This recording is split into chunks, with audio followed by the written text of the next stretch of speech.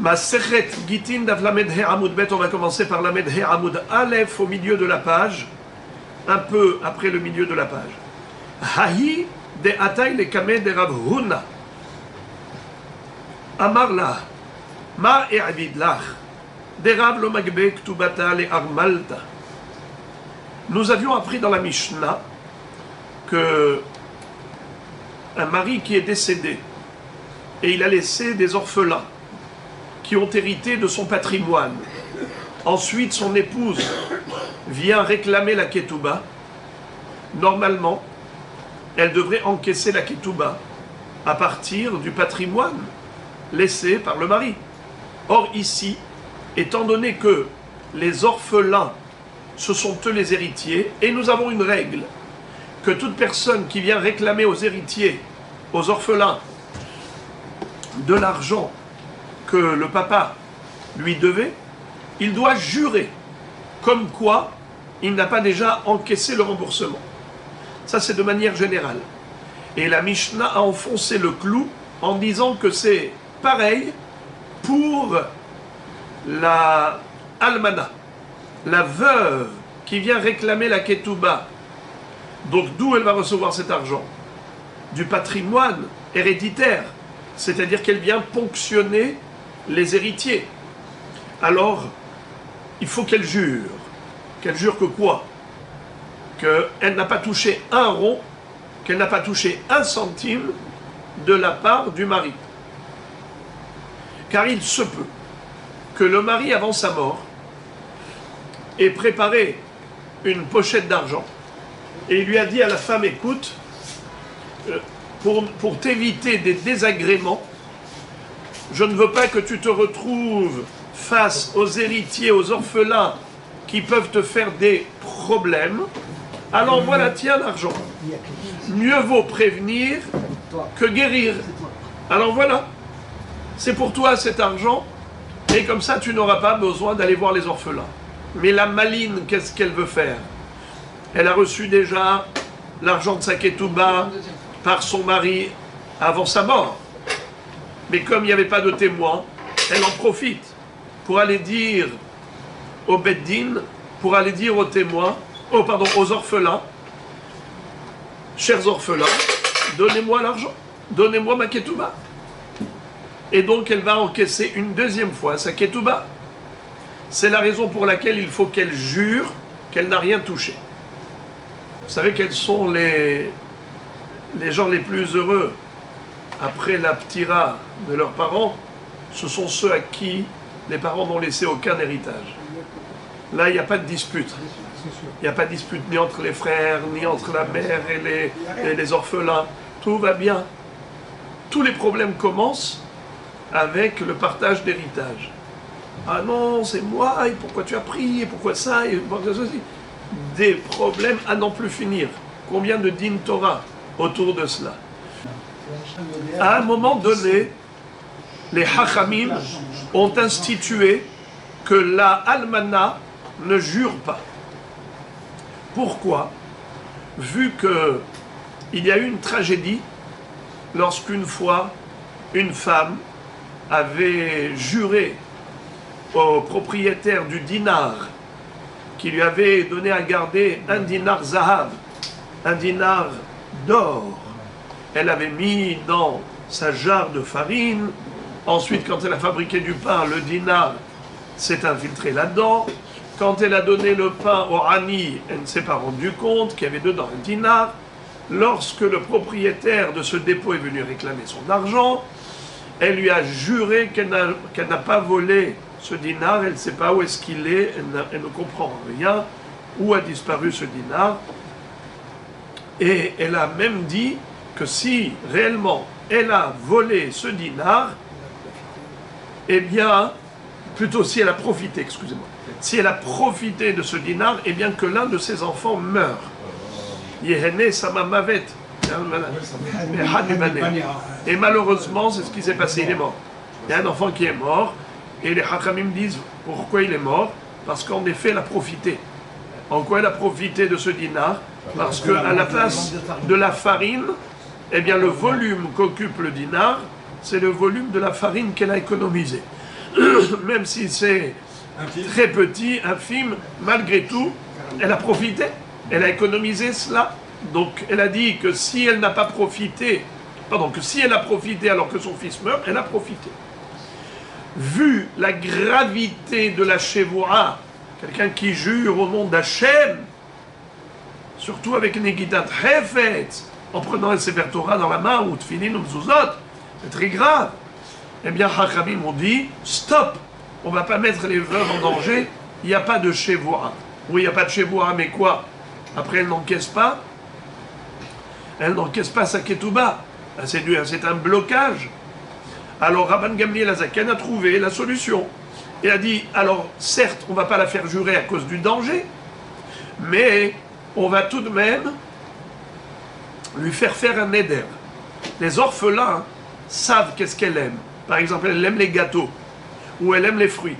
Alors qu'elle jure qu'elle ne mangera aucun gâteau jusqu'à la fin de ses jours si elle a touché la ketouba. Pas qu'elle jure, excusez-moi. Qu'elle fasse un neder. Pas chez vous, encore une fois. Neder. Qu'elle fasse un vœu, un neder. Qu'elle s'interdise de manger les fruits jusqu'à la fin de ses jours. Ou les gâteaux. De cette manière, si elle dit, si j'ai touché 1 centime de la ketouba, que tous les fruits me soient interdits, alors si elle a touché la ketouba, tous les fruits lui seront interdits. Donc elle n'a pas intérêt à mentir, parce que jusqu'à la fin de ses jours, elle va souffrir. C'est pour cela qu'elle dira la vérité. Comme ça, Rabban Gamliel Azaken a été metaken mipnei tikkun ha'olam. Comme ça, elle a la satisfaction de toucher sa ketouba, et les orphelins sont tranquilles, ils savent qu'elle dit vrai quand elle prétend qu'elle n'a rien touché. Parce que sinon, elle s'interdirait ces choses qu'elle aime bien manger. Ok. On avait vu qu'il y avait une différence entre Groucha et Almana. Cet akana de devoir faire jurer ou devoir faire un éder à la femme qui vient réclamer la ketouba aux orphelins, c'est uniquement lorsqu'elle était Almana. Mais une femme qui est Groucha, elle n'a pas besoin de la faire jurer. D'accord? Imaginons par exemple, le mari lui dit, mais je t'ai déjà payé la ketouba. Elle dit, c'est pas vrai, tu m'as jamais rien donné, voilà la ketouba, elle est dans ma main. Il faut qu'elle jure ou elle jure pas? Non, pas besoin de jurer, elle a la ketouba. Mais peut-être que le mari lui a donné une pochette d'argent et elle ment. Est-ce qu'il faut lui faire un éder? Ce n'est pas la peine. Elle a la ketouba, elle réclame, on lui donne d'emblée, de facto. Et la Gemara dit, mais qu'est-ce que tu perds de lui faire un éder? Et fais-lui faire un éder, dit. Je m'interdis de manger les fruits jusqu'à la fin de mes jours si j'ai touché un rond. La Gemara dit, ce n'est pas la peine. Pourquoi? Pour la almana, il y a un risque qu'elle a déjà touché l'argent et elle va mentir. Pourquoi? Parce que là, elle a une raison de mentir. Car elle a une justification. Dans sa tête, elle se dit, ce n'est pas un mensonge. C'est vrai qu'il m'a donné une pochette d'argent pour la ketouba, mais en fait, moi je considère que cet argent, je le mérite de toutes les façons, pas pour la ketouba. Je le mérite pour mon travail. C'est moi qui prépare le petit déjeuner aux orphelins. C'est moi qui nettoie la maison. C'est moi qui leur repasse les chemises. C'est moi qui fais le souper. C'est moi qui les mets à dormir. Alors attends, dis-moi, tout ça c'est gratuit. Eh bien, l'argent qu'il m'a donné, je le prends pour ça. Et maintenant, je vais leur réclamer à eux la ketouba. Alors donc, étant donné qu'elle est moré hetera, elle s'autorise de mentir en disant je n'ai pas reçu l'argent de la ketouba, c'est pas parce qu'elle veut mentir pour voler, c'est qu'elle croit qu'elle ne vole pas, c'est qu'elle croit qu'elle ne ment pas. C'est pour ça qu'on la cule au pied du mur en lui disant allez, jure, tu n'as pas touché un centime. Et là, elle ne pourra pas mentir. Eh bien, bien que, à un moment donné, on a dit il ne faut pas qu'elle jure à cause du risque de la tragédie, mais tout de même, on lui fait faire un éder. Les orphelins lui disent allez, interdis-toi de manger des fruits ou des gâteaux, tout ce qu'elle aime, ou la pkaïla si elle aime. Voilà, c'est de cette manière que Chachamim ont réussi à rétablir les choses pour la satisfaction de tous, et la veuve et les orphelins. Après cette introduction, on va étudier et on va apprendre plusieurs histoires que la Gemara nous raconte. Haï de Ataï le Kameh de Ravuna. Il était une fois une femme veuve qui est venue voir Ravuna pour réclamer sa ketouba. Amarla, il lui a dit, Ma ervid lach de Rav, lo magbe ketouba le armalta. Que puis-je faire pour toi? Je n'y peux rien. Car Rav, qui était d'ailleurs son maître, le maître de Ravuna, lui, à son époque, ne donnait pas la ketouba à une femme veuve. Ni via la chevoura, ni via le neder. Pas la chevoura parce que c'est dangereux, et pas le neder parce que les femmes négligeaient les nedarim à cette époque. Donc ce n'était pas un moyen de vérifier la réalité. On n'allait pas avoir une démonstration de la vérité grâce au neder. Donc dans le doute, on s'abstient, et Rav ne donnait pas la ketouba. Ravuna a adopté le minhag de son maître Rav, et il ne donnait pas de ketouba à la almana. Amrale, cette femme était intelligente, elle lui a dit, Midehu Tama, elle a dit Namide Miktubati. Pour quelle raison faut-il qu'une veuve jure dans l'absolu, comme on a vu dans la Mishnah, dans l'absolu, si la femme jurait devant le Beddin qu'elle n'a rien touché de son mari avant sa mort, eh bien elle avait le droit de ponctionner le patrimoine héréditaire et de faire payer les orphelins. Elle est nifraat ketubata menirse yetomin, n'est-ce pas, une fois qu'elle a juré. Elle lui dit pourquoi les Hachamim ont annulé Bichlal, pourquoi il fallait qu'elle jure? Parce que peut-être son mari lui a donné quelque chose. Moi je te jure au nom d'Hachem que je n'ai pas touché un centime. Waouh! Maintenant, qu'est-ce qui s'est passé? Maintenant elle a juré. Normalement, il ne faut pas qu'elle jure. Qu'est-ce qu'a dit Ravuna après qu'il ait entendu Hay Hashem Tsevaot, au nom d'Hachem, le Dieu des armées? Si j'ai profité, Nehneti Miktubati Klum, si j'ai reçu ne serait-ce qu'un centime de Ketouba. Amar Ravuna a dit Modé Rav Bekofetset. Rav, ce qu'il a fait comme Takana, c'est qu'il a dit ok, on ne la fait pas jurer, on ne lui fait pas faire un éder. Mais maintenant, c'est déjà Bedi Avad, c'est a posteriori. Les Khathila, pour ne pas mettre la veuve en danger, on ne fait pas jurer. Mais maintenant qu'elle a déjà juré, alors ça y est, on est déjà. Après, on est post-chevoa, on n'est pas pré-chevoa. Alors tout va bien. On lui donne la ketouba. Comment ça s'appelle une femme qui saute pour jurer? Kofetset. Encore une autre histoire. Haï de Ataï le Kameh de Rabba Baravuna. Il était une fois une femme qui est venue voir Rabba Baravuna. Amarla. Maïavidla. Cette veuve est venue réclamer sa ketouba. Elle est venue au Beddin de Rabba Baravuna. C'est qui ce Rabba? Le fils de Ravuna, de l'histoire précédente. Ravuna qui était l'élève de Rav. Regardez qu'est-ce qu'il va lui dire. Maïavidla. Qu'est-ce que je peux te faire? Des Rav l'omagbe ktubata le armalta. Rav ne donnait pas la ketouba à la veuve. Ve Abba Mari et mon père, mon maître, l'omagbe ketouba le armalta. Rav Huna, mon père, a fait comme Rav. Il ne donnait pas la ketouba à la veuve parce qu'il ne pouvait pas la faire jurer et il ne pouvait pas lui faire faire un éder. Amrale. Alors elle lui a dit Havli maisonné. Ok, alors tu ne veux pas me donner la ketouba, au moins les maisonnotes. Amarla, il lui a dit maisonné namin litlach. Tu n'as même pas droit aux maisonnotes. Pourquoi? Tu n'as plus le droit aux maisonnotes. De Amar Abuda Amar Shmuel, Atovat Ktubata Bebedim, en la maisonnote.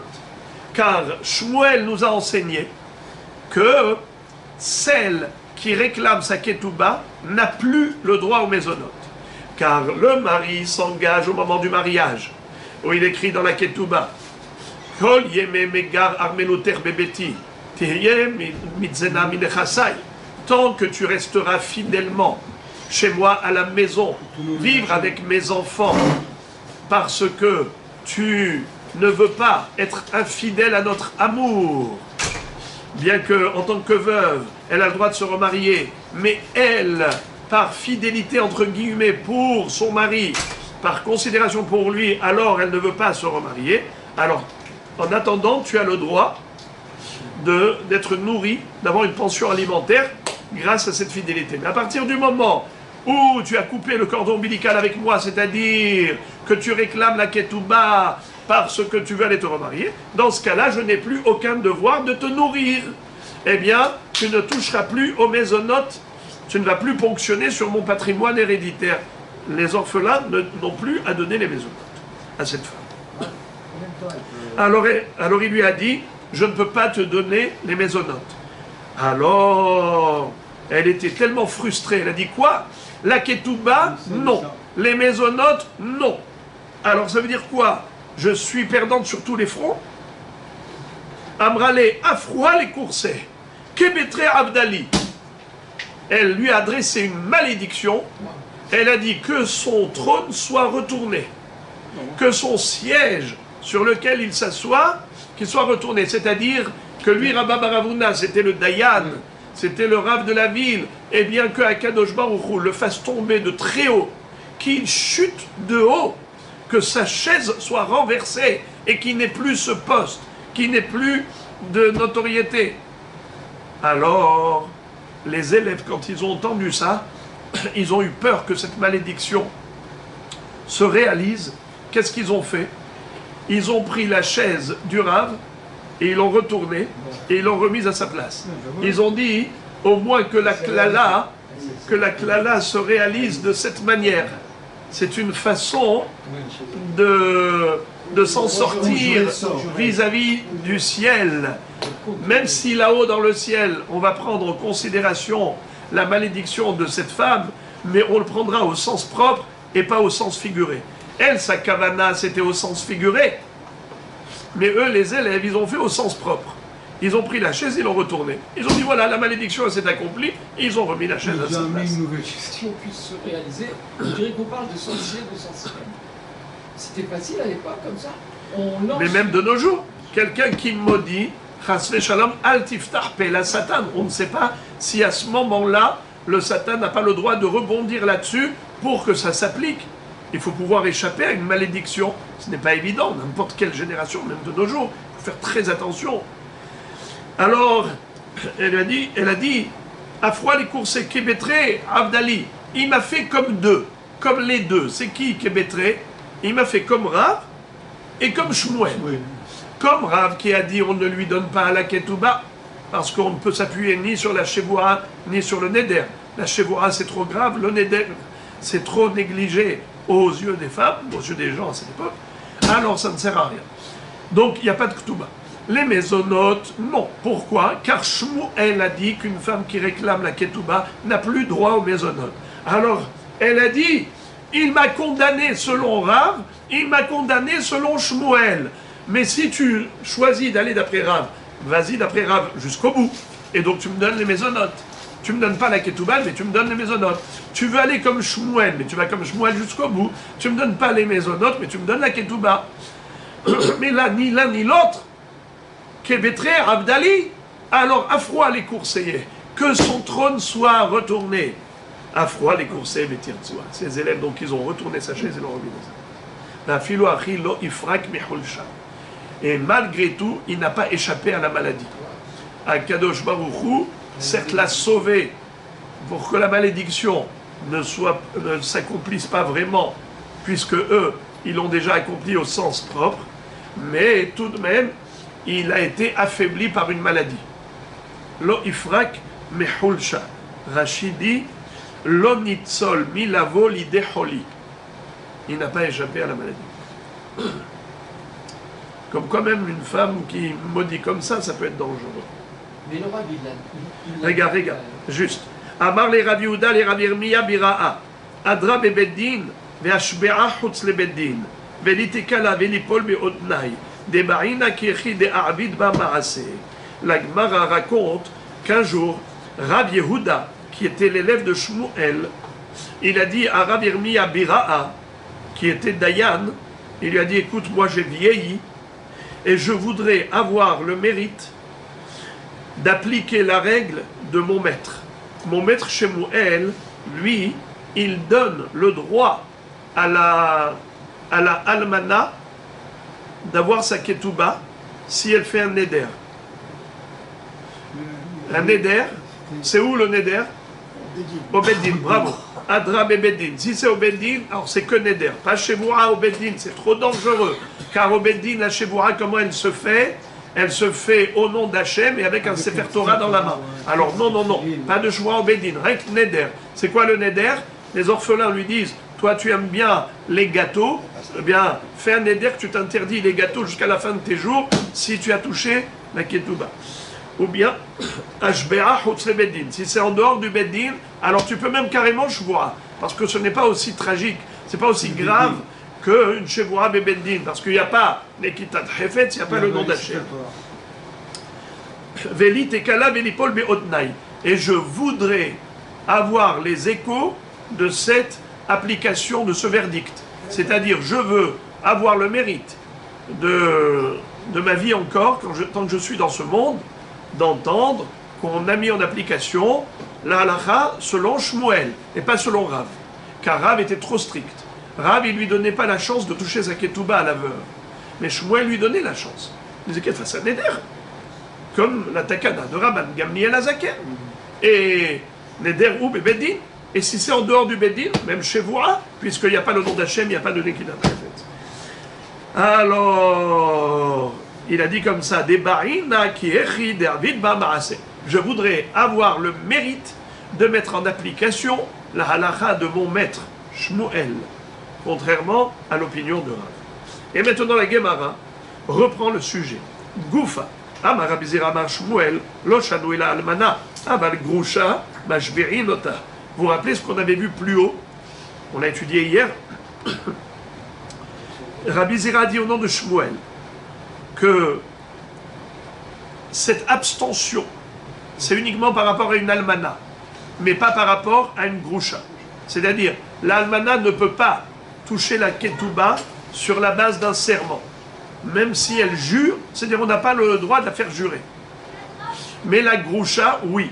Et on avait vu quelle était la différence, pour quelle raison on disait que la grusha, on peut la faire jurer, mais la almana, on ne peut pas la faire jurer.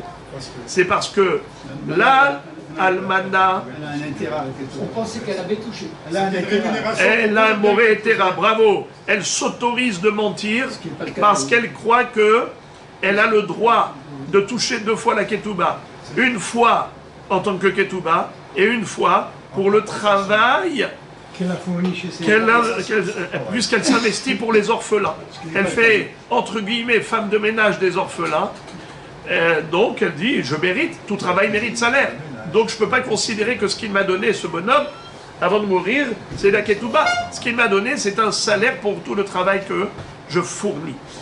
C'est la raison pour laquelle il faut la pousser dans ses retranchements et la faire jurer pour qu'elle dise la vérité. Si elle a touché ou pas la ketouba. Tandis que la grusha, tu peux la faire jurer. Pourquoi? Parce que là, il n'y a pas de risque qu'elle jure en mentant. Il n'y a pas de risque qu'elle mente. Pourquoi il n'y a pas de risque qu'elle jure Bécheker? Pourquoi il n'y a pas de risque qu'elle jure Bécheker? Parce qu'elle n'est pas concernée. Parce qu'elle n'est pas. Elle n'est pas concernée par les enfants. Puisque de toutes les façons, elle ne va pas travailler pour qui que ce soit. Donc il n'y a pas de raison qu'elle touche le double. Elle ne va pas trouver de justificatif de jurer à tort, puisque elle n'a rien fait pour les orphelins, elle n'a rien fait pour qui que ce soit. Donc pourquoi elle va mentir? Elle ne peut pas se permettre de mentir. Donc si elle jure, merci beaucoup. Si elle jure, tu peux la croire. Et le mari, Pas seulement si elle jure, tu peux la croire, donc tu la fais jurer. puisque si elle jure, tu peux la croire, étant donné qu'elle ne va pas jurer à tort, vu qu'elle n'a pas de justification de mentir. Là, Almana, elle se justifie dans son mensonge, parce qu'elle pense qu'elle a le droit de mentir, entre guillemets, parce qu'elle travaille, alors elle mérite le double. Elle mérite sa ketouba, elle mérite aussi un salaire pour le travail. Mais la groucha qui ne travaille pas, donc, il n'y a que la ketouba qui est en jeu. Si elle jure qu'elle n'a pas touché la ketouba, tu peux la croire, donc il n'y a pas de raison de ne pas la faire jurer. Et le mari, il est vivant, on peut dire qu'il lui a déjà donné. Alors, d'abord, de quoi on parle ici? On parle d'une groucha qui... Une groucha, une divorcée. Une divorcée, elle doit jurer. Elle a la ketouba dans la main, elle doit jurer. Mais on a déjà dit qu'une femme divorcée qui a la ketouba dans la main, elle n'a pas besoin de jurer. Bravo. Il y a des cas de figure où la guéroucha devrait jurer. Dans quel cas? Par exemple, si il y avait un témoin qui disait comme le mari, il t'a déjà payé la ketouba, madame? Moi, j'étais présent au moment où il t'a donné gentiment la ketouba. Qu'est-ce que tu viens réclamer maintenant? Alors, il faut qu'elle jure. Est-ce qu'on la fait jurer ou bien on va craindre qu'elle ment? Il n'y a pas de raison de craindre qu'elle ment. Si elle jure, tu la crois, tout va bien. Mais où est la ketouba, sauf ça? Expliquez-vous. Quelle est votre question? Tant qu'elle n'a pas reçu la ketouba dans la main. Non. Elle a la ketouba dans la main. Mais le mari lui avait donné l'argent. Et devant un témoin, il lui a dit, écoute, je compte sur toi. Tu n'es pas une menteuse. Tu vas déchirer la ketouba. Je compte sur toi. Oui, t'inquiète. Donne-moi l'argent, moi je déchirerai la ketouba. Et ensuite, elle vient avec le papier. Elle dit, oh, tu me dois la ketouba. Viens au beddin. Et lui dit, mais je t'ai déjà payé. Il dit, menteur, tu m'as rien payé. Qu'est-ce qui fait le papier chez moi? Il amène un témoin. Dis-moi, tu es témoin que je lui ai payé la ketouba déjà? Et que je lui ai fait confiance qu'elle déchire le papier? Regarde, elle n'a pas déchiré le papier. Et le témoin témoigne devant Beddin, oui, elle a touché la ketouba. Eh bien, il faut qu'elle jure qu'elle n'a pas touché la ketouba. Il y a encore d'autres cas. Par exemple, Modé Bemiktsat. Elle réclame la totalité, la moitié. Lui, il dit, je t'ai remboursé la totalité. Et elle dit, non, tu m'as payé que la moitié. Elle réclame l'autre moitié. Il faut qu'elle jure pour l'autre moitié. Donc il y a plein de cas de figure où la groucha aussi peut être dans un contexte de chevoura. Est-ce qu'il y a lieu de craindre qu'elle jure pour mentir? Non. Il n'y a pas de moréhétéra. Elle n'a pas de justification dans sa tête pour mentir. Donc si elle jure, elle jurera pour de vrai. Et donc on peut la faire jurer. Pas l'Allemagne. Ok. Maintenant la Gemara continue. Je répète, regardez dans le texte s'il vous plaît les 5 dernières lignes. Goufa. Amar Rabbi Zera Bar Shmuel. Rabbi Zera nous dit au nom de Shmuel, Lo shanu el almana, aval grusha mashbi'im otah. Quand est-ce que, en effet, on ne fait pas jurer pour la ketouba, c'est seulement une almana, parce qu'elle a des auto-justifications. Aval grusha, mais pour une divorcée, mashbi'im otah. Lorsqu'elle est dans un contexte où elle doit jurer pour encaisser sa ketouba, on la fait jurer. La Gemara dit, ou grusha des adra lo. Ça veut dire que la Gerusha, elle est obligée de jurer pour obtenir sa ketouba. Et si elle faisait un neder, par exemple, comme pour la almana, Rabban Gamliel a dit, pas besoin de jurer. Elle fait un neder. Par exemple, les orphelins, ils savent qu'elle aime beaucoup la dafina. Elle aime beaucoup la pkaïla.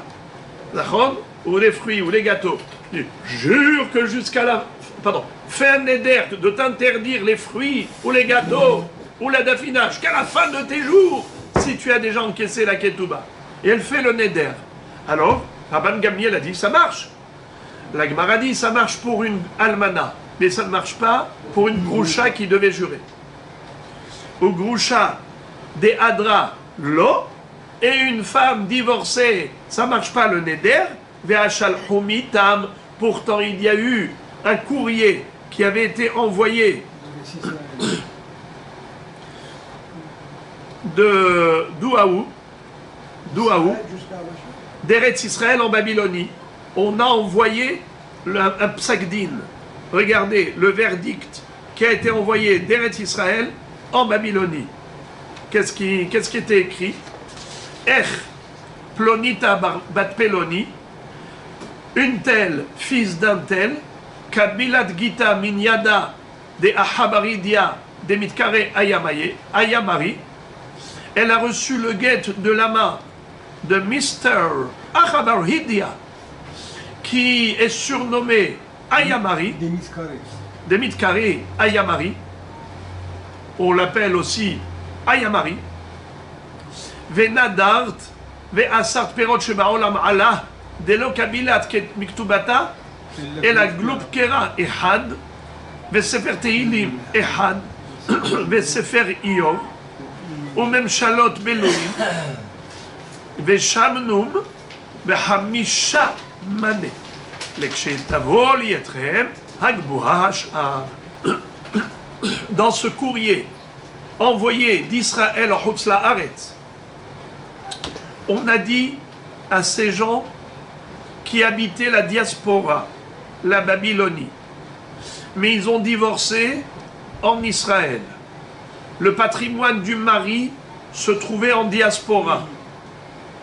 La femme, elle voulait que le mari lui paye la ketouba. Mais elle a reconnu qu'elle a déjà touché, c'est-à-dire qu'elle a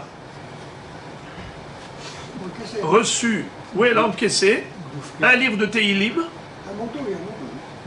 un livre de Iyov, un livre de Michelet, et qui étaient des livres usés, et en plus un manteau, d'accord? Alors c'est quoi Glupkera? Manteau. Teilim, non. Bluim, c'est usé. Le manteau Glupkera. Glupkera, c'est un manteau. Glupkera, Ehad. Un manteau. Sefer Teilim, Ehad. Sefer Iyov, ou même Shalot. C'est quoi même Shalot? Rachidi Michelet. Bravo. C'est les paraboles de Shlomo HaMelech. Le livre des proverbes. Bluim. Tout cela, c'était usé. Alors si c'est usé, tu ne peux pas savoir quel est le prix. Parce que tu vas au marché, tu as que des prix du neuf. Tu n'as pas le prix, le tarif des occasions, des objets en occasion. Deuxièmement, hein, comment ça s'appelle ici? Yad Shnia. Yad Shnia, mais il faut des tarifs. Alors on n'a pas les tarifs, il faut une évaluation du Beddin. Le Beddin, ils ont écrit, on a estimé la valeur du manteau, du Teilim, du Sefer Iyov, du Sefer Michelet, qui étaient tous usés, et on a vu que ça coûte 5 manées. Alors, 5 manées, c'est ce qu'elle a déjà encaissé. Maintenant, quand elle va venir chez vous, eh bien, vous allez prélever du patrimoine du mari, le reste, pour qu'elle touche le restant de sa ketouba. Ok. L'Ekshetavoli est très... Quand elle viendra chez vous, cette madame, donnez-lui le reste. Moraï Verabotaï, qu'est-ce qui est écrit? Regardez qu'est-ce qui est écrit. Ve'asra, ve'nadra, ve'asra, perot sheba olam Allah. Traduisez-moi s'il vous plaît, aidez-moi. Nadra, elle a fait le désert, elle s'est interdit les fruits du monde. C'est-à-dire qu'elle s'est interdit tous les fruits du monde qu'elle ne pourra pas manger si elle a touché autre chose pour sa ketouba, à part ces éléments-là. Tu vois que c'était une histoire de divorce, et pourtant le neder, ça marche. On n'a pas exigé d'Afka la Shevoua, alors pourquoi Shmuel a dit que c'est que pour la, comment elle s'appelle, la Almana, il n'y a pas de Shevoua, mais il y a neder. Mais pour la Groucha, il y a Shevoua seulement, mais pas Neder. Pas vrai. Même le Neder, ça marche. Réponse. Amarav Ashi, Haou, Get, Yebamin, Hava. Ça, c'était un get spécial. Ce n'était pas un get d'une femme qui divorce, c'était le get d'une veuve. Comment est-ce possible le guet d'une veuve? Allez, on va voir. Elle est morte sans enfant. Bravo! Elle est morte sans enfant. Et donc, par conséquent, qu'est-ce qu'il fallait faire? Yiboum. Elle avait plusieurs beaux-frères. Chacun d'entre eux aurait pu faire Hiboum avec elle. Ou Halitza, procéder au déchaussement pour rompre le lien. Mais qu'est-ce qui s'est passé? Il y en avait parmi les frères un petit numéro, un mauvais garnement. Qu'est-ce qu'il a fait? Il lui a donné directement le guet. Bravo. Lorsque l'un des frères donne le guet à la Yébama, il la rend interdite à tout le monde. Interdite à lui-même, interdite à tout le monde. C'est interdit comme Midera Banan, vous le savez. C'est pas interdit Minatora. Minatora, le guet n'a aucun effet, ça n'a aucun sens. Quand Yabam donne le guet à une Yébama, ça n'a pas de sens. Minatora, bien sûr, évidemment, je ne parle pas de toutes les Shiton, Bet Shammai, Bet Hillel, on ne rentre pas dans la Seret Yébamot. Je vous parle les Maasé. Le guet, Minatora, n'a pas d'effet. Sauf Midera Banan. Midera Banan, le guet, il donne l'impression d'avoir rompu le lien entre la Yébama et les Yabam. Et si les gens vont voir qu'on peut faire hiboum avec une femme qui a reçu déjà le guet, une Yébama qui a déjà reçu le guet, ils pourront croire aussi qu'on peut faire hiboum avec une Yébama qui a déjà fait Halitza. Or ça c'est Asur Minatora. Kevam Shebana Shuvlo Ivne. Pour pas qu'il y ait de confusion. Hachamim ont dit, de la même façon qu'il est Asur de faire hiboum avec une femme qui a déjà fait Halitza, ainsi il sera Asur Midera Banan de faire hiboum avec une Yébama qui a reçu le guet d'un des Yébamim. Alors maintenant, cette femme-là maintenant, qu'est-ce qu'il va falloir faire avec elle? Donnez-moi s'il vous plaît la halacha. Cette Yébama, bravo Rabbi Raphaël, elle doit faire maintenant Halitza. Une fois qu'elle a reçu le guet et Midera Banan, elle n'a plus le droit de faire hiboum, il faut qu'elle fasse Halitza pour se libérer, pour pouvoir aller se remarier avec quelqu'un. Elle ne peut pas aller se remarier avec quelqu'un d'autre tant qu'elle n'a pas fait Halitza. Parce que Minatora, ce qui va lui permettre d'être libérée, c'est que la Halitza. Donc elle aura eu et le guet et la Halitza. Alors maintenant, les amis, quand cette femme-là, quand elle a perdu son mari, elle était veuve. Je vous pose la question, si le bonhomme fait Halitza avec elle, tout va bien, elle est libérée. Est-ce qu'elle touche la Ketouba? Répondez-moi par oui ou par non. Une veuve qui a perdu son mari, qui n'avait pas d'enfant, qui n'a pas eu d'enfant, ce mari. Maintenant, le frère devait faire hiboum. Il ne veut pas faire hiboum. Ils ont fait Halitza. Maintenant, je vous pose la question. Est-ce que cette veuve-là, elle touche la Ketouba, oui ou non? Bravo. Oui. Et d'où elle reçoit la Ketouba? De quel argent? De l'argent de celui qui a fait hiboum avec elle. Non. Il n'y a pas eu de hiboum. Je vous parle de Halitza. Alors, il n'a pas fait hiboum. Alors, c'est qui donne la Ketouba? Évidemment, le mort. Son mari.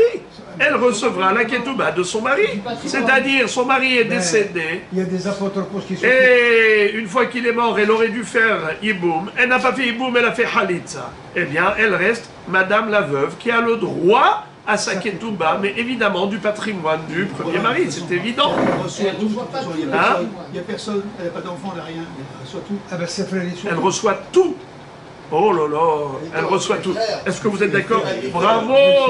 Elle ne reçoit que la Ketouba, parce que les héritiers du mari, c'est-à-dire son père du mari, les frères du mari, tout ce qui vient du côté paternel, c'est de là-bas les héritiers. Ok, les frères et les amis. Alors maintenant, écoutez la beauté de la réponse de la Gemara. C'est juste de quoi jubiler de joie. Écoutez la réponse. Comment est-ce possible une femme qui est groucha,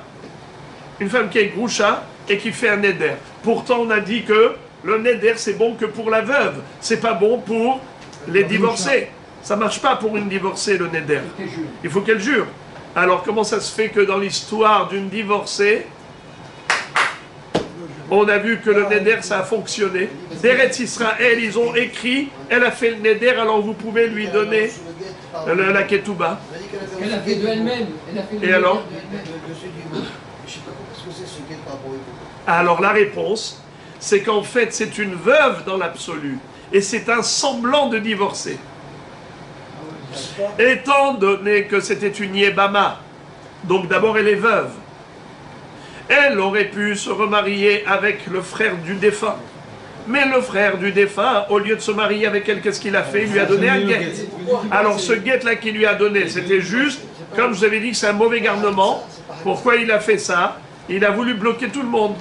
Il s'est dit, Gamli, Gamlach, Loyem. Ça veut dire que personne ne va pouvoir faire iboum avec elle. Je répète, c'est que une fois que quelqu'un a donné le guet à la Yébama, je répète, quelqu'un qui donne le guet à la Yébama, il donne l'impression d'avoir rompu le lien avec elle. Alors les gens vont croire que si on peut faire iboum après le guet, alors on peut faire iboum après Halitza. Or après Halitza, c'est Asur Minatora. Voilà pourquoi Hakamim ont dit que même après le guet, il ne faut pas faire iboum. Mais tout cela, ça ne reste qu'un Issour rabbinique. Nahon. Alors Minatora, qu'est-ce qu'elle est? Elle est veuve ou elle est divorcée? Minatora, qu'est-ce qu'elle est? Elle est veuve. Elle est divorcée que Miderabanan, elle n'est pas divorcée Minatora. Donc, cette femme-là, c'est sûr qu'elle a le droit à la Ketouba avec un neder, comme le digne d'une veuve. C'était un guet que de Yébamine, c'était pas un guet normal. Donc c'était un semblant de guet. Hitkin Rabban Gamliel Azaken Sheten Oderet. Qu'est-ce qu'a dit Rabban Gamliel? Il fut un temps où on a arrêté la procédure de Shevoua. Quel était le protocole jusqu'à une certaine génération? Alors je rappelle, il y a 3 temps. Il y a Barishona, il y a Nimneru Mile Ashbira, et il y a Takanat Rabban Gamliel Azaken. Barishona, la femme, qu'est-ce qu'elle faisait? Elle jurait comme quoi elle n'a pas touché l'argent de la Ketouba de son mari avant sa mort, et donc elle pouvait recevoir de la part des orphelins sa Ketouba. Ensuite, arrive une génération, Nimneru Leashbira. Non, on ne fait plus jurer. On ne fait plus jurer les veuves. Pourquoi? Parce que il y a un risque de tragédie. Comme dans l'histoire de la veuve avec le dinar qui a juré, qui a perdu son fils qui est mort. Donc il n'y a plus de Shevoua. Ok. Alors la pauvre femme, elle est lésée. Pourquoi elle est lésée? Car la pauvre, elle n'y peut rien pour toucher sa ketouba. Arrive Rabban Gamliel Azaken et il a trouvé une solution. Il a institué que désormais, qu'elle fasse à la place de Shevoua, Neder. Très bien. Et donc elle fait un Neder pour s'interdire les fruits ou les gâteaux ou autres. On parle de Almana, bien sûr. Alors maintenant, qu'est-ce qui s'est passé? Hitkin Rabban Gamliel Azaken, j'étais Noderet. Amar Ravuna lo shanu ela beshelo niset. Aval niset en madirinota. Qu'est-ce que ça veut dire? Ravuna nous dit quand est-ce que le neder est une solution? C'est seulement tant qu'elle ne s'est pas mariée. Mais si elle s'est déjà remariée, cette veuve, et une fois remariée, elle vient réclamer la ketouba de son ex-mari qui est mort, et elle vient voir les orphelins, et elle leur dit, Baruch Hashem, j'ai pu me remarier, mais je n'ai pas encore touché la ketouba que votre papa me devait, payez-moi. Alors ils lui disent, jure. Il dit, mais je n'ai pas le droit de jurer. Les Nimnero Milaj Bira. À l'époque, on jurait, ça y est, c'est plus de nos jours. Alors ils lui disent, fais un neder. Elle dit, il n'y a pas de problème, je fais un neder. Quel neder? Je fais un neder de m'interdire tous les fruits du monde jusqu'à la fin de mes jours, si votre papa m'a déjà payé la ketouba. D'accord? Normalement, c'est comme ça que ça marche. Oui. Eh bien, si elle s'est remariée déjà, ça ne marche pas. Pourquoi? Parce que quand elle va aller à la maison, son mari va lui dire, dis-moi, comment ça va? Elle lui dit, aujourd'hui j'ai fait un neder de m'interdire tous les fruits. Elle lui dit, Moufarlar, Moufarlar, Moufarlar. Et maintenant, tu peux aller manger autant de fruits que tu veux. Toutes les salades de fruits, même exotiques, tu pourras en manger. Il n'y a aucun problème. Alors c'est trop facile. Ce n'est plus un moyen de pression pour dire la vérité, car elle n'a aucune pression.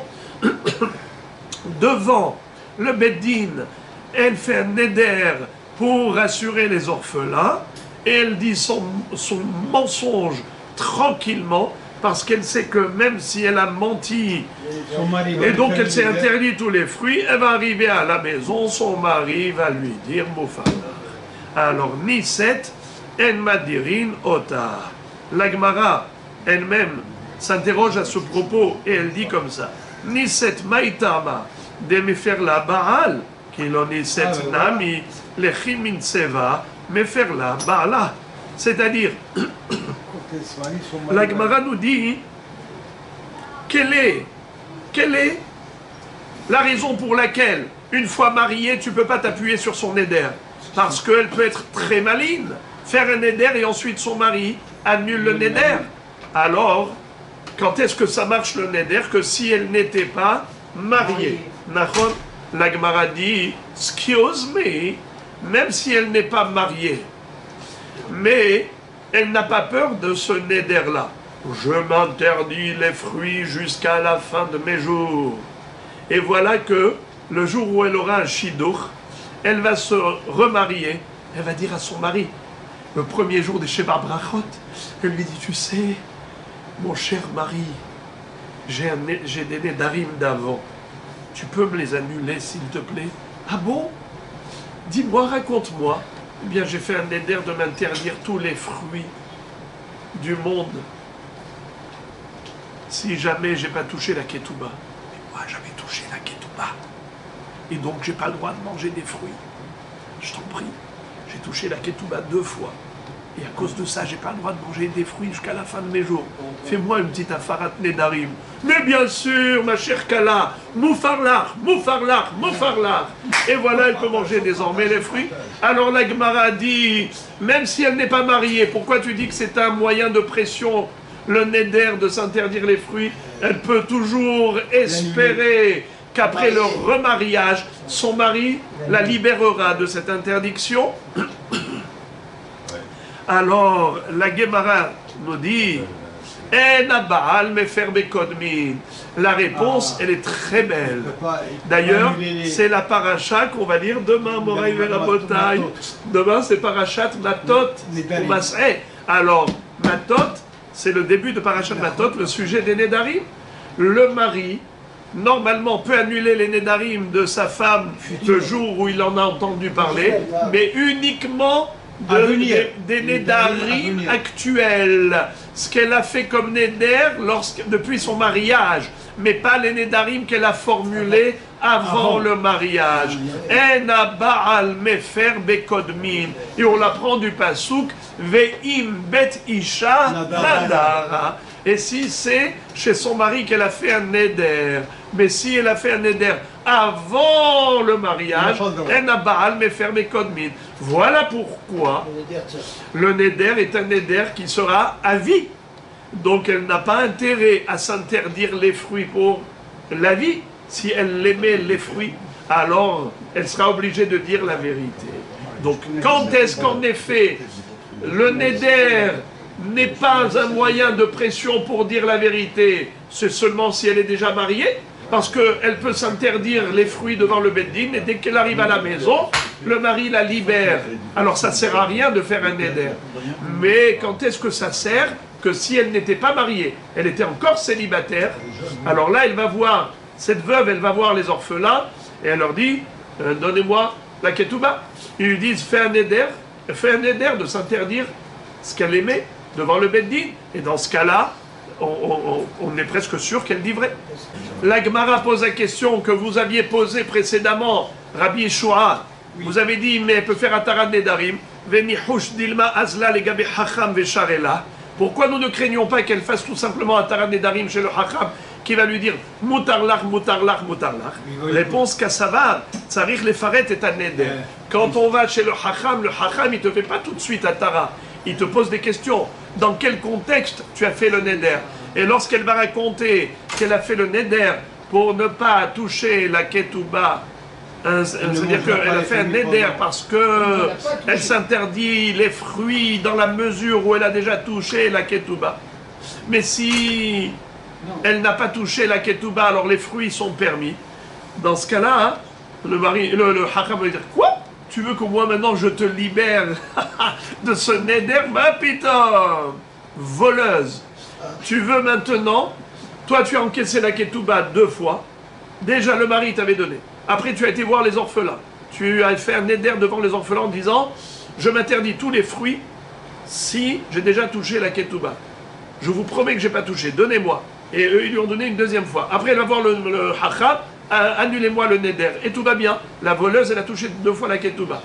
Mais le Hacham, il ne va pas lui faire un tarat nedarim, parce que le Hacham, il rentre dans les détails, il pose des questions, il dit dans quel contexte tu as fait le neder. Dès qu'il va savoir c'est par rapport à cela, jamais il va ne la libérer de ce neder. Donc elle sait qu'elle n'a pas d'échappatoire. Si elle fait le neder, elle s'interdit formellement de manger des fruits ad vitam aeternam. Elle n'a pas intérêt à mentir, ni à voler. Donc voilà comment on peut exercer sur elle un moyen de pression. Rav Nachman Amar Afilo Niset. Mais Rav Nachman n'est pas d'accord avec Rav Huna. Rav Nachman dit même une femme mariée qui vient voir les orphelins, c'est-à-dire une femme qui s'est remariée, la veuve, elle s'est remariée avec un autre homme, et elle vient voir les orphelins, et elle leur dit donnez-moi la ketouba. Jusqu'à présent, je n'ai pas touché la ketouba. Votre père est décédé, il me devait la ketouba. Donnez. Alors ils lui disent oui, mais peut-être que papa t'a déjà donné la ketouba. Fais un neder. Alors Ravuna avait dit ça sert à rien de faire un neder parce que le mari peut lui annuler le neder. Mais Rav Nachman dit non, ça sert. Elle peut réclamer sa ketouba et elle peut faire un neder et nous ne craignons rien. La Gemara dit Nuset, Vadaï, mais faire la baral. Je ne comprends pas pourquoi Rav Nachman ne craint pas que le mari lui annule le neder. Mais le mari va s'arranger avec elle. Il va la soutenir dans son vol. Elle aurait reçu 2 fois la ketouba. Réponse des madrin Allah barabim. On fait un neder devant 10 personnes et à ce moment-là, le mari ne pourra pas lui faire la hafara.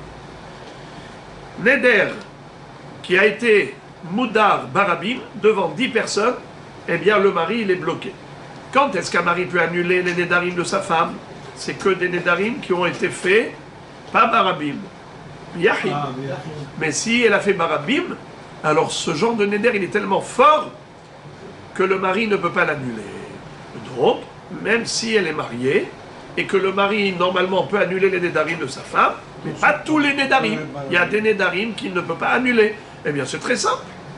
Le Beddin va lui dire, madame, tu fais un neder de t'interdire les fruits, si jamais tu as déjà touché une première fois la ketouba, devant 10 personnes.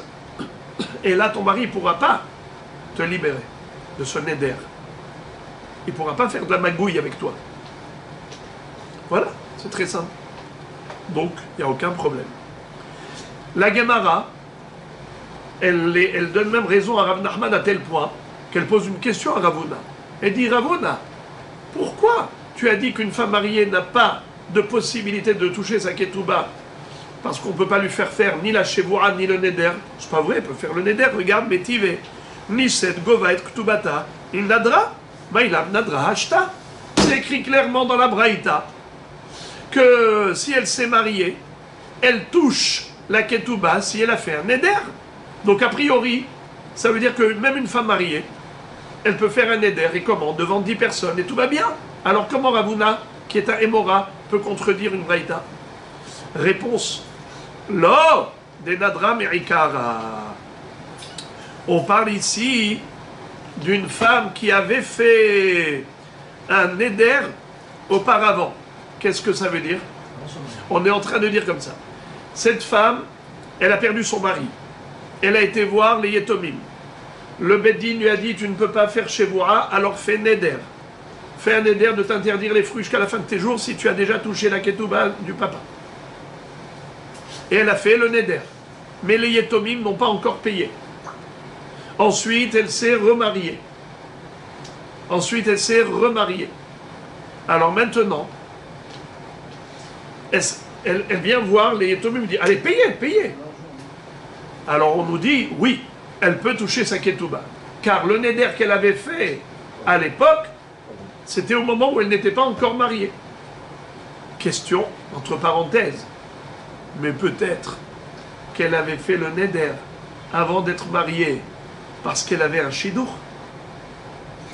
Et elle savait que quand elle va se marier, son mari va la libérer du Neder. Et donc la petite Maline là, elle nous fait un Neder ici avant le mariage, et nous on la croit sur parole parce qu'elle avait un Neder et ainsi de suite. Mais peut-être qu'elle, dans sa tête, elle avait une échappatoire. Elle se disait, il n'y a pas de problème, maintenant je leur fais le Neder, et quand je vais me marier, mon mari il va me libérer de ce Neder. Et c'est comme ça que cette femme, peut-être qu'elle s'est jouée de nous, elle s'est moquée de nous. Alors, le Hidouche, il est le suivant. Nous ne craignons pas une chose pareille. Pourquoi? Parce qu'on l'a déjà dit. Le mari ne peut pas annuler des Nedarim d'autrefois, d'avant le mariage. Le mari ne peut annuler que des Nedarim actuels et pas des Nedarim qui sont antérieurs au mariage. Donc, il n'y a aucun souci. Elle peut, après son remariage, réclamer la Ketouba sur la base du Neder qu'elle avait fait avant le mariage. Car il n'y a aucun risque que ce Neder soit annulé par le mari après le mariage, vu que le mari n'a pas le pouvoir d'annuler des Nedarim antérieurs au mariage. De quel passou qu'on apprend qu'un mari ne peut pas annuler des Nedarim antérieurs? Bravo. La Gemara pose la question, elle dit Vatania Niset, Noderet de Govak Tubata. Comment me dis-tu que la baraïta précédente, là qu'on vient de lire, Niset Govak Tubata Imnadra. Imnadra, tu me dis Nadra Lifne Hatuna. Elle avait fait le Neder avant, et le mari maintenant ne peut pas annuler des Nedarim d'avant. C'est pour cela qu'elle est crédible. Mais par contre, si elle s'est déjà mariée, elle s'est déjà remariée, et maintenant elle vient réclamer la Ketouba, là elle n'a aucun moyen de prouver qu'elle dit vrai, car chez Boura, on n'avait pas juré, Neder, ça ne sert à rien, son mari peut lui faire une magouille, Nachon, eh bien voilà pourquoi elle est coincée, Nachon, d'après Ravuna. Ravuna dit, Niset enagovak tubata. La Gemara dit, mais pourtant il y a une braïta qui dit, regardez la chronologie de la braïta, regardez la chronologie, l'ordre. Ve'atanya, Niset, Noderet, Vegovak Tubata. Si elle s'est remariée, la veuve, elle fait un Neder, et elle peut réclamer sa Ketouba. Donc tu vois que ça peut marcher dans cet ordre. 1, 2, 3. C'est contraire à ce qu'a dit Ravuna. Ravuna a dit que si elle s'est déjà remariée, elle perd son droit de Ketouba, car le Neder n'est pas une preuve. Le Neder, il peut être annulé par le mari. Mais comment on peut dire une chose pareille? Pourtant, la Braïta, c'est des Tanaïm, et ils disent exactement comme Ravuna. Alors maintenant, c'est une Kushia forte sur Ravuna. Comment Ravuna a pu dire qu'une femme mariée, remariée, ne peut plus réclamer sa Ketouba? Mais c'est écrit clairement. Niset, Noderet, Vegovak Tubata. Donc il n'y a pas écrit Noderet, Veniset. Niset, Govak Tubata, Imnadra, comme dans la première. Ici c'est écrit Niset, Noderet, Vegovak Tubata. Donc tu vois que le Neder, il a été formulé après le remariage, et on ne craint rien. La Gemara répond, Tanaehi.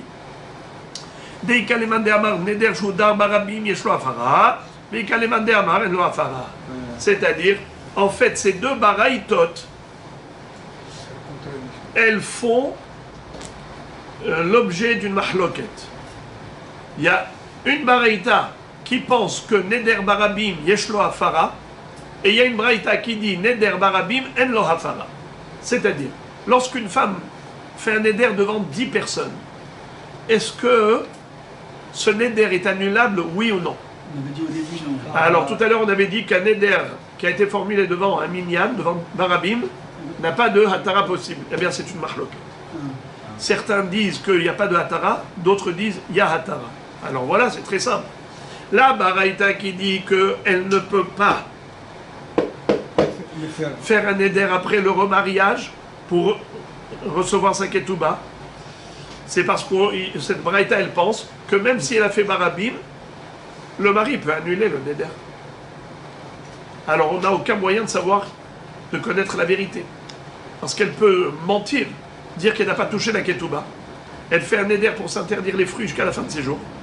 Elle touche la ketouba une deuxième fois, elle va chez son mari lui dit moufarlach, et elle mange toutes les salades de fruits existantes.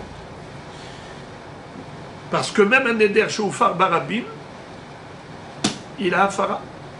Tandis que l'autre braïta dit, il n'y a aucun souci, elle peut faire le neder, même après le remariage. Comment ça? Eh bien, qu'elle fasse devant 10 personnes. Si elle fait devant 10 personnes, eh bien, le mari ne peut pas l'annuler, alors tout va bien. On a un moyen de connaître la vérité. Voilà la mahloket entre Rav Huna et Rav Nachman. C'est en fait déjà une mahloket anaïm. Rav Huna, il s'appuie sur un Tana, et Rav Nachman s'appuie sur un Tana. La Gemara maintenant pose une autre question. Ibaya Léou, Tsarich les faret an neder ou enot tsarich? Rav Nachman Amar enot tsarich, et Rav Papa Amar tsarich. Maintenant, c'est une question subsidiaire.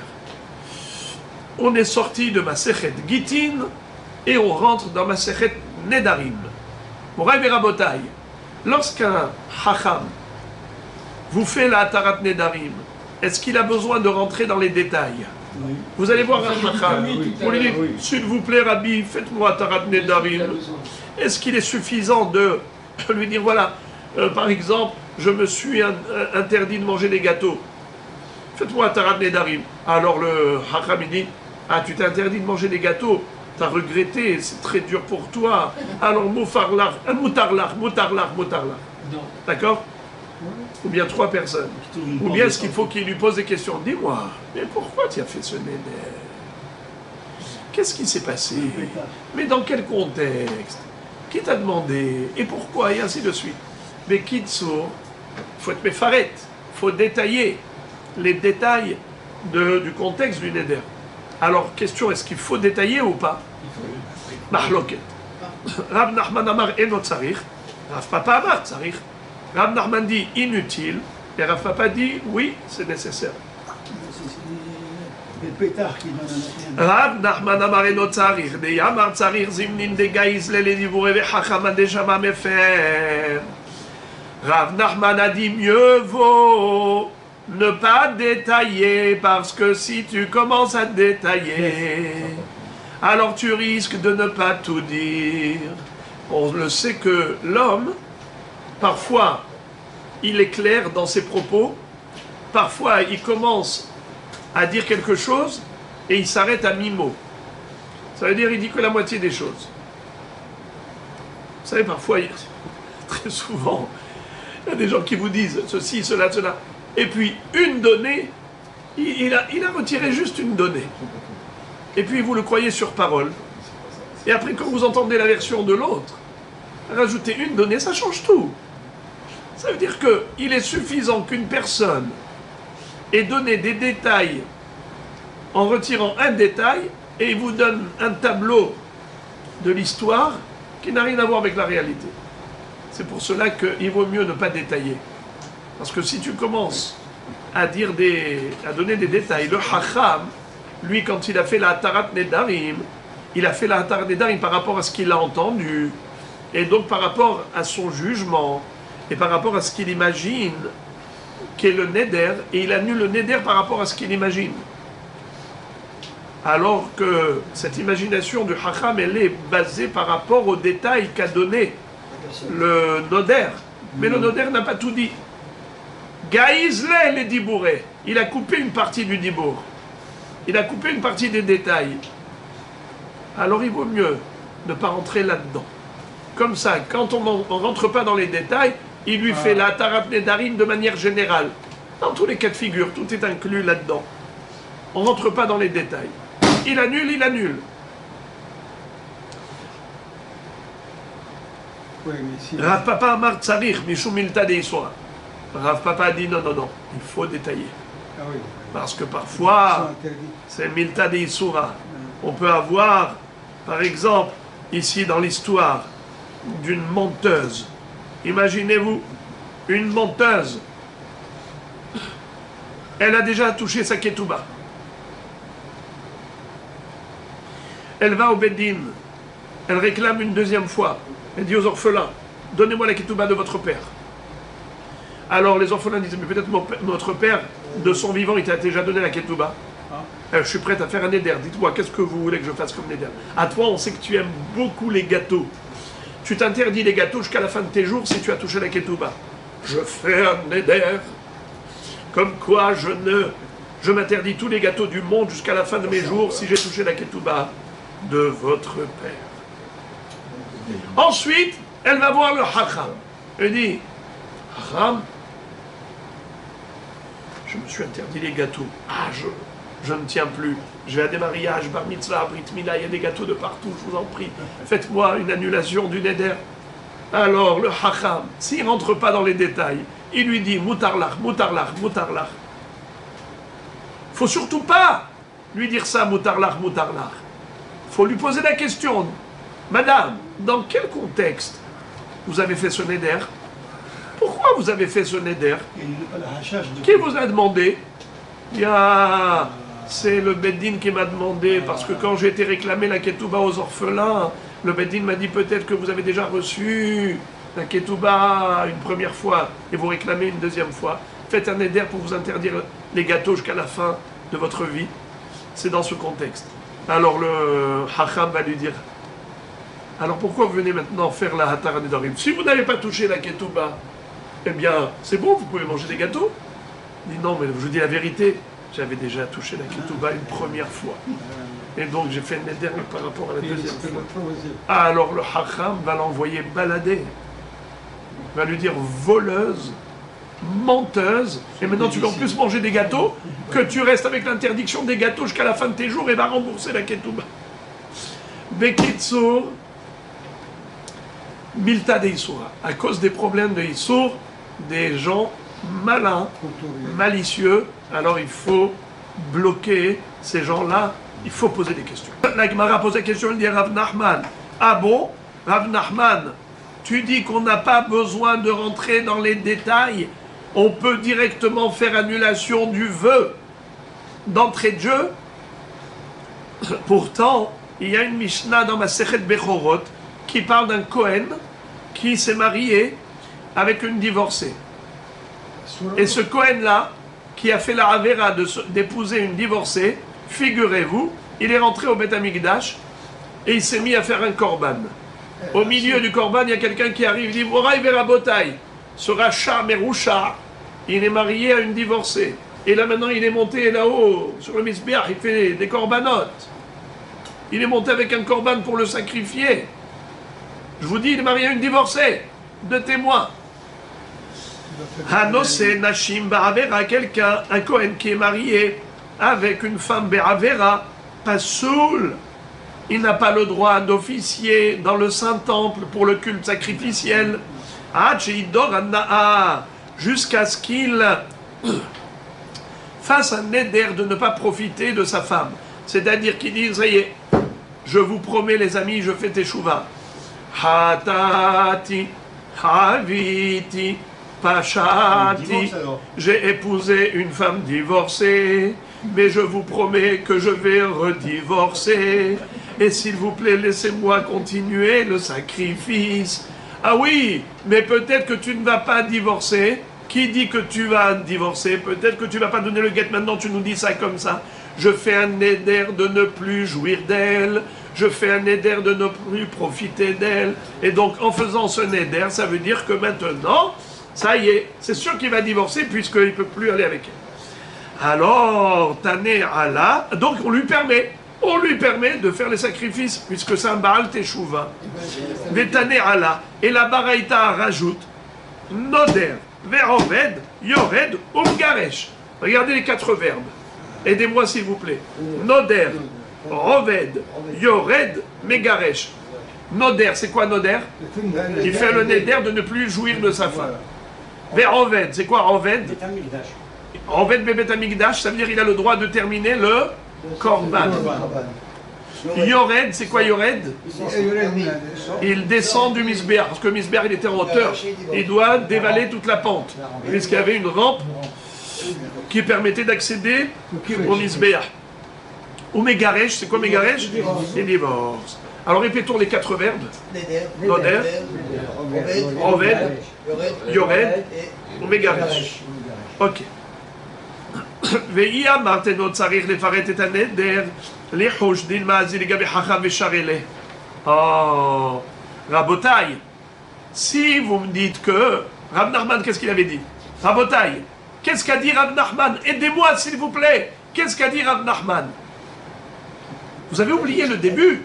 Rav Nachman Amar Eno Tsarich Lefaret. Rav Nachman a dit que quelqu'un qui va chez le Hacham pour annuler un neder, il n'a pas besoin de détailler le contexte du neder. Alors regardez Rabotai, ce Kohen-là, devant tout le monde, du sommet du Misbéar, il a fait un neder, et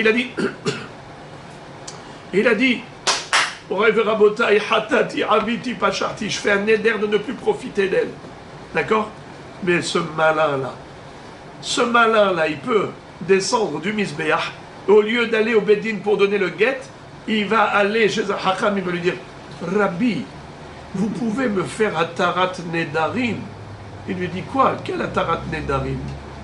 J'ai fait un neder de ne plus profiter de ma femme. Et donc, normalement, je devrais lui donner le guet.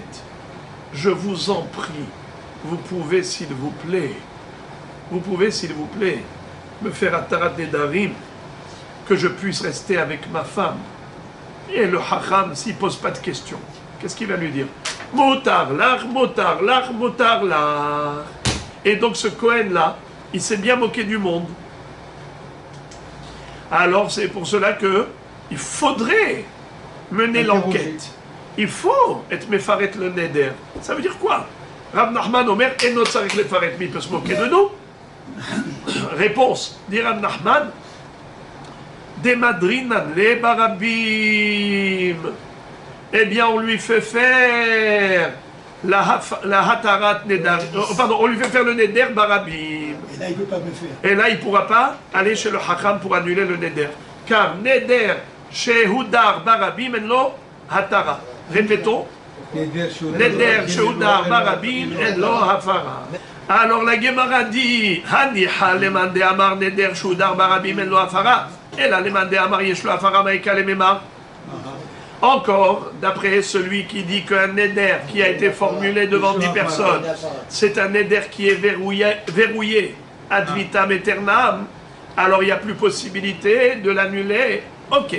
Mais si on va d'après le Mandé Amar, qu'on a déjà vu précédemment, que même un neder qui a été formulé en public, il est annulable, eh bien, le Kohen, il peut se moquer du monde, même si devant 10 personnes, il a fait un neder de ne plus jouir de sa femme divorcée, eh bien, il peut aller ensuite chez un Hacham, il lui dit, Rabbi, j'ai fait Shlom Bayit, j'avais fait un neder de ne plus profiter d'elle et de divorcer, mais j'ai fait Shlom Bayit, ça ne vous dérange pas de m'annuler le neder?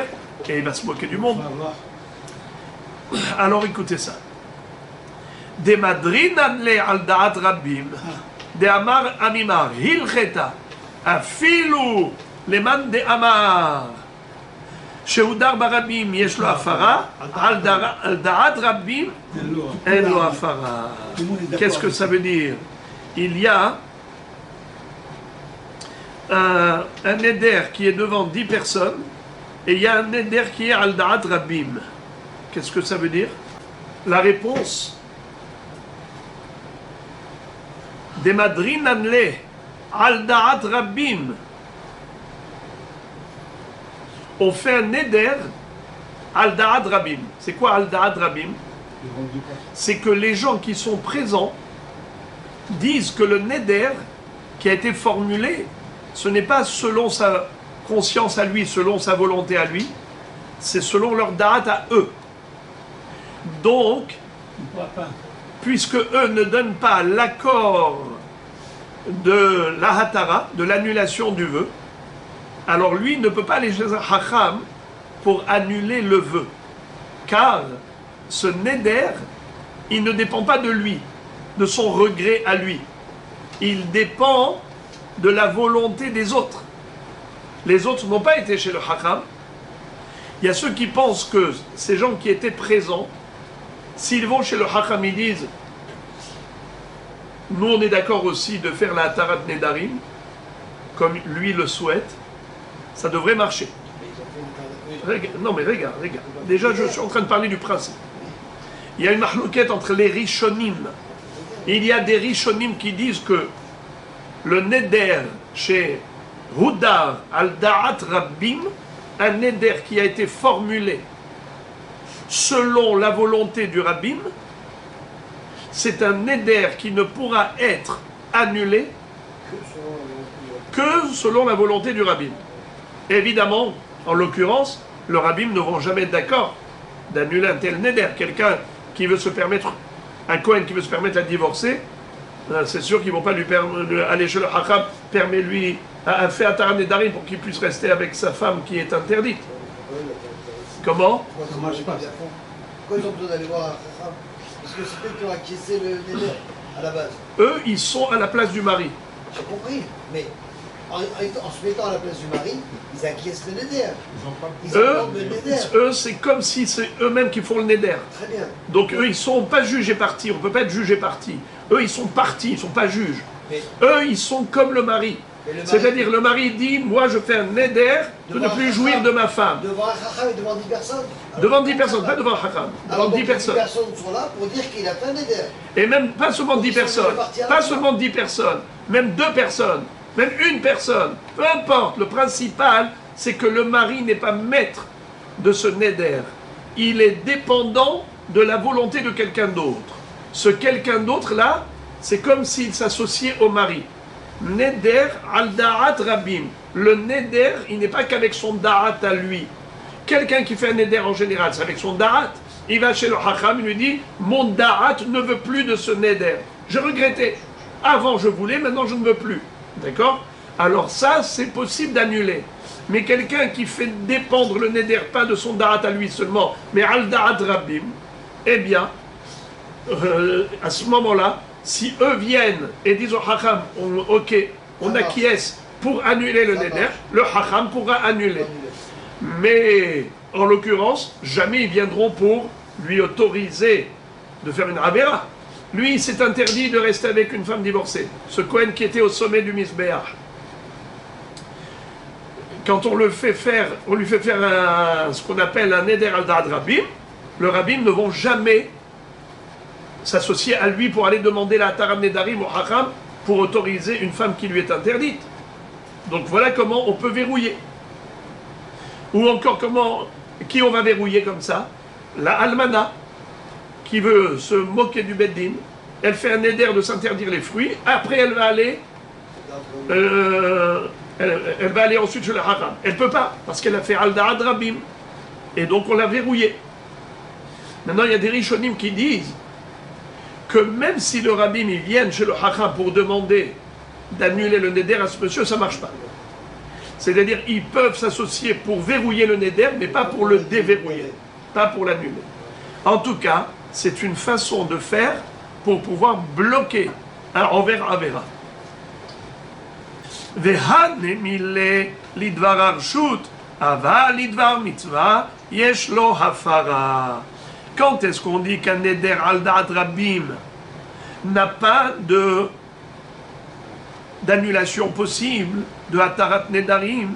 C'est seulement lorsqu'il s'agit d'un neder qu'on veut annuler stam pour dvar arshut, pour un objectif profane.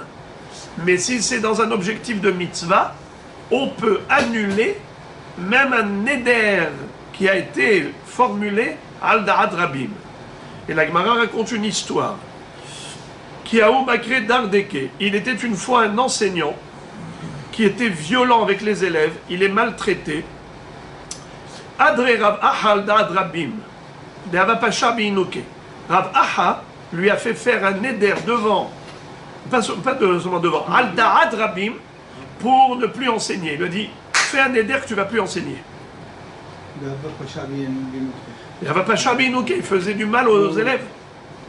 Et à un moment donné, Ahdere Rabina, Rabina, il a remis à sa place, il a remis à son poste, Delo ishtekah dedaï kavade. Parce qu'on n'a pas trouvé un enseignant qui était aussi précis que lui. C'était un perfectionniste.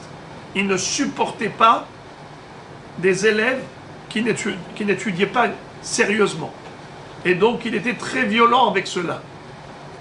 Mais ils ont dit, c'est vrai, il est violent. Rabina a dit, c'est vrai qu'il est violent, mais qu'est-ce qu'on peut faire?